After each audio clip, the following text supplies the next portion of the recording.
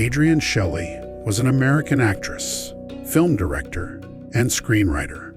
She gained recognition for her roles in independent films, particularly Hal Hartley's The Unbelievable Truth, 1989, and Trust, 1990. She later wrote, directed, and co-starred in Waitress, 2007, which was released posthumously and later adapted into a Broadway musical.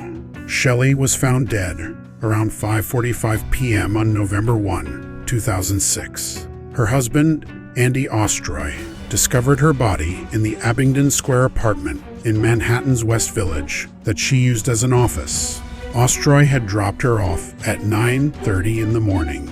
He became concerned that Shelly had not been in contact during the day and asked the doorman to accompany him to the apartment. They found her body hanging from a shower rod in the bathtub with a bedsheet around her neck. Although money was missing from her wallet, the New York City Police Department believed Shelly had taken her own life. An autopsy found she had died as a result of neck compression. Ostroy insisted that his wife was happy in her personal and professional life and would never have committed suicide, leaving her 2.5-year-old daughter motherless. His protests over the following days prompted further examination of the bathroom, which revealed a sneaker print in gypsum dust on the toilet beside where her body had been found. The print was matched to other shoe prints in the building where construction work had been done the day of Shelly's death. Diego Pilco, a 19-year-old construction worker from Ecuador, was arrested on November 6 and confessed on tape to attacking Shelly and staging the fake suicide. Pilco's original version claimed that when Shelly demanded the construction noise be kept down, he threw a hammer at her, afraid she might make a complaint that could result in his deportation. Since he had immigrated into the United States illegally, he followed her back to her apartment. Pilco said Shelly slapped him when he grabbed her at her apartment door, and he retaliated by punching her in the face, knocking her to the floor, where she hit her head and fell unconscious. Believing he had killed her, he then hanged her to make it appear a suicide. This version of events was not supported given the lack of head trauma and the presence of neck compression as the cause of death.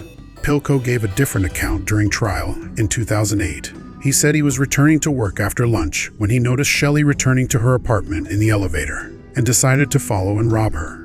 He said he waited on the landing of Shelly's apartment as she entered and left the door open and intended to steal from her purse. When Shelly caught him and threatened to call police, he grabbed the phone and covered her mouth to quiet her screaming. After rendering Shelly unconscious, Pilco bound a bedsheet around her neck and strangled her.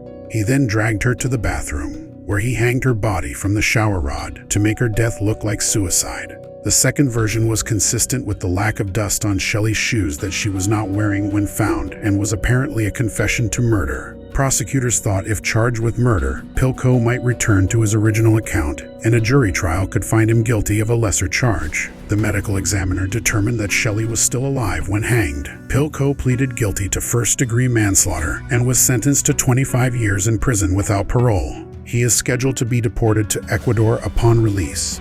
At Pilco's sentencing on March 13, 2008, Shelly's husband and family members said that they would never forgive him. Andy Ostroy said of Pilco, "You are nothing more than a cold-blooded killer," and that he hoped he would rot in jail. Ostroy said, "Adrienne was the kindest, warmest, most loving, generous person I knew. She was incredibly smart, funny, and talented.